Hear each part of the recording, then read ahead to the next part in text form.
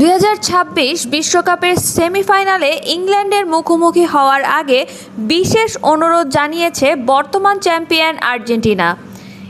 ঐতিহ্যবাহী আকাশি সাদা হোম জার্সির পরিবর্তে ইংল্যান্ডের বিপক্ষে নীল অ্যাওয়ে জার্সি পরে মাঠে নামতে চায় আলবিসেলেস্তেরা।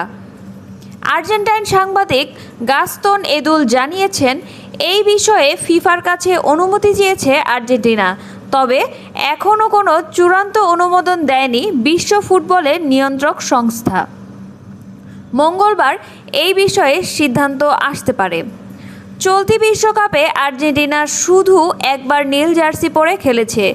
গ্রুপ পর্বের শেষ ম্যাচে জর্ডানের বিপক্ষে সেই জার্সিতে 3-1 গোলের জয় পেয়েছিল মেসির দল।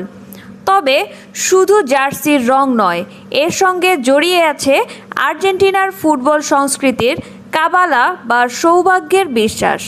কারণ ইতিহাসে ইংল্যান্ডের বিপক্ষে আর্জেন্টিনার দুটি স্মরণীয় জয় এসেছিল নীল অ্যাওয়ে জার্সি পরে।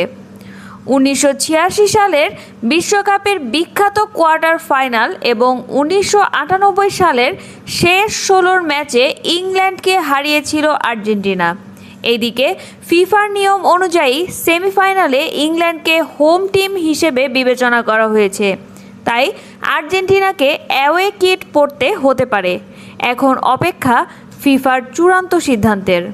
Afsar Rahman Ahana, the Daily News Bangla.